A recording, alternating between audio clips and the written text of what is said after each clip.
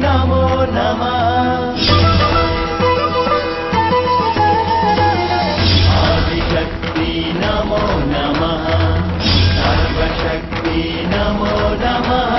प्रथमं भगवती नमो नमः। कुंडलिनी माता शक्ति नमो नमः। माता शक्ति नमो नमः।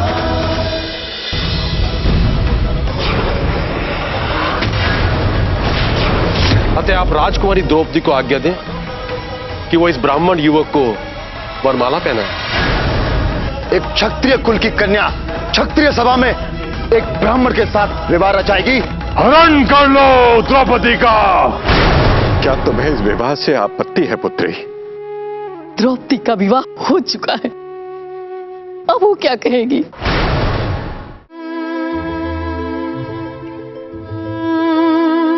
सदैव परिवार, राज्य एवं पुरुषों के सम्मान के लिए सदैव स्त्रियों को ही अपनी इच्छाओं की तिलांजलि क्यों देनी पड़ती है?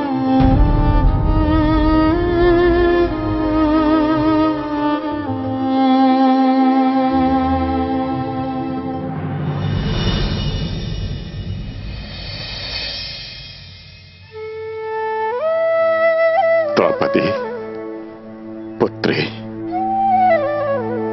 हम मानते हैं कि स्वयंवर के संदर्भ में जैसी हमारी मान्यता थी वैसा सब कुछ हो नहीं पाया।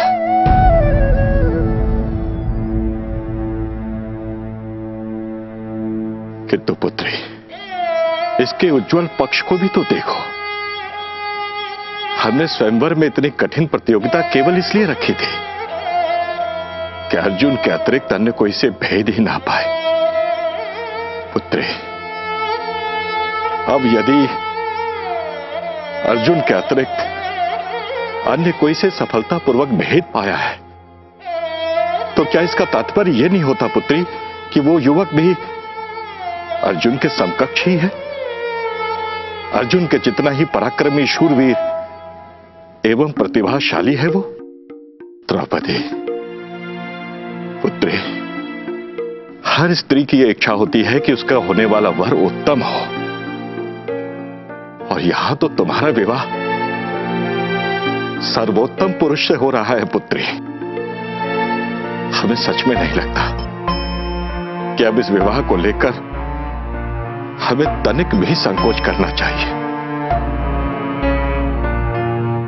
राजन। वासुदेव, आइए वासुदेव।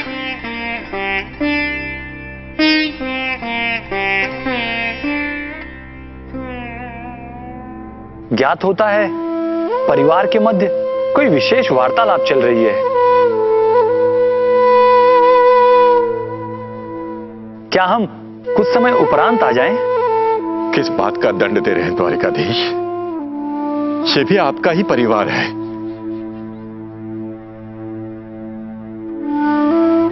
आपके मार्गदर्शन के बिना तो यहां कुछ भी नहीं होता प्रभु। पधारिए और हमारी इस चर्चा में सम्मिलित होइए। आइए।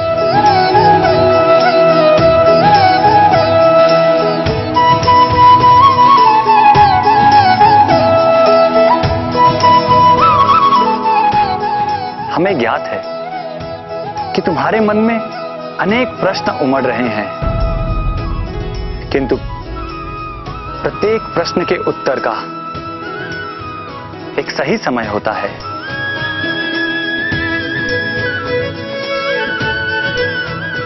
एवं कुछ प्रश्नों के उत्तर भविष्य के लिए ही छोड़ देने चाहिए। हम केवल इतना कहना चाहते हैं कि हमने तुम्हारे साथ कोई छल नहीं किया। हमारा विश्वास रखो, आपके सारे प्रश्नों के उत्तर शीघ्र मिलेंगे।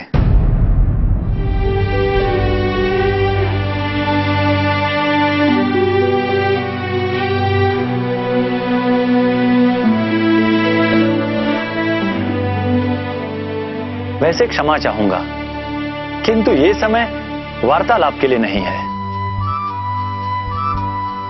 वार्तालाप के लिए तो सारा जीवन शेष है।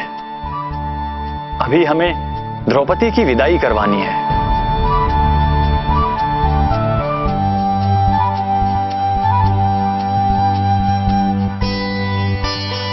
राजन, आप विदाई की विधि आरंभ करवाएं।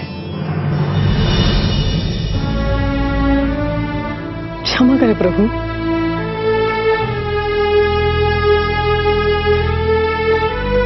हमारी पुत्री पंचाल देश की राजकुमारी है। इसका लालन पालन राजमहल में हुआ है। महलों में रहने वाली हमारी पुत्री एक भिक्षुक के साथ कुटिया में क्या रह पाएगी?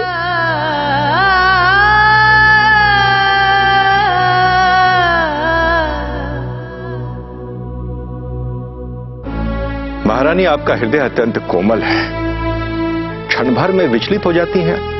ये ठीक है कि हमारे जामाता निर्धन है, पर हम तो राजा हैं। हम उन्हें शगुन के रूप में इतने भेंट और उपहार देंगे कि वो द्रौपदी के साथ जीवन भर सुख सुविधा पूर्वक रह पाएंगे।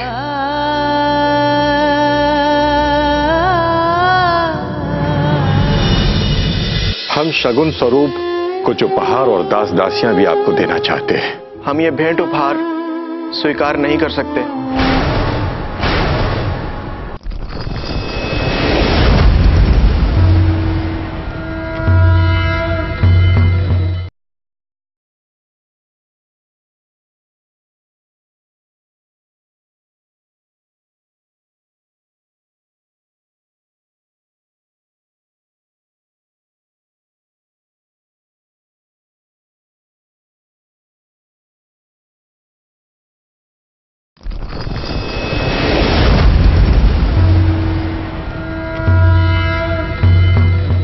ये ठीक है कि हमारे जामाता निर्धन है, पर हम तो राजा हैं। हम उन्हें शगुन के रूप में इतने भेंट और उपहार देंगे कि वो द्रौपदी के साथ जीवन भर सुख सुविधा पूर्वक रह पाएंगे।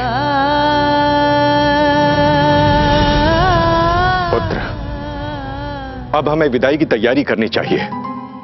तुम शीघ्र उपहार की व्यवस्था करो पुत्र, और ध्यान रहे स्वर्ण आभूषण मुद्रा बर्तन से लेकर दास दासियां रथ एवं प्रहरी तक की व्यवस्था होनी चाहिए पुत्र। जाओ। जी पिताश्री, हम अभी व्यवस्था करते हैं।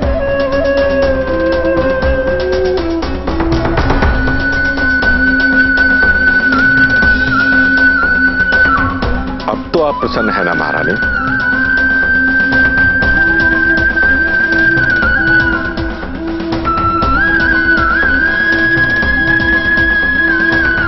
हे ईश्वर, हमारी पुत्री को उसके नए जीवन के लिए शक्ति एवं धैर्य प्रदान करें।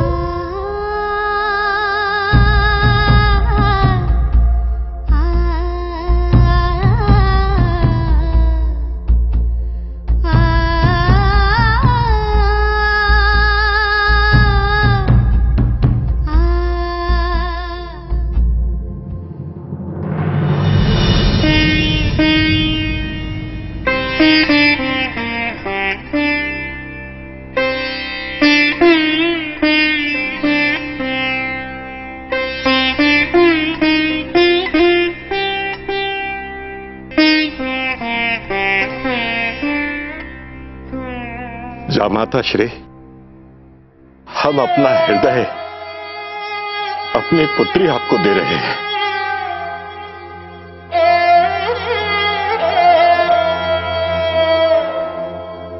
जामाता श्री, हम शगुन स्वरूप कुछ उपहार और दास दासियां भी आपको देना चाहते हैं। पिताश्री, हम आपकी भावनाओं का सम्मान करते हैं, किंतु क्षमा करें, हम ये भेंट उपहार स्वीकार नहीं कर सकते।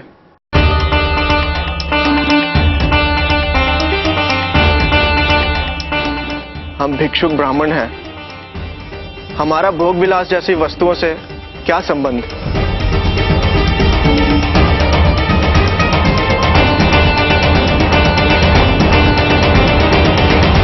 अतः कृपा करके सब उपहार वापस ले जाइए पिताश्री। हम केवल आपकी पुत्री को स्वीकार करते हैं।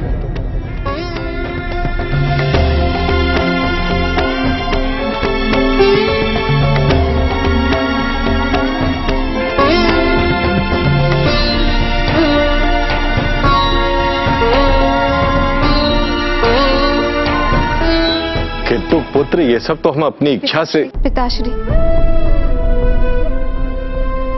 यदि हमारे स्वामी को भेंट स्वरूप कुछ भी स्वीकार नहीं है तो इनकी इच्छा का सम्मान होना चाहिए।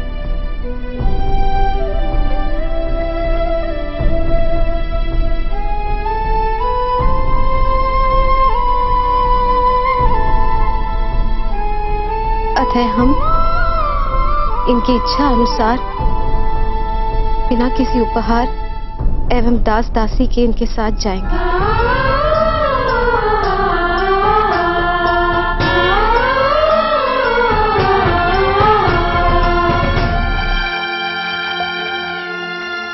हमें आज्ञा एवं आशीर्वाद दीजिए पिताश्री।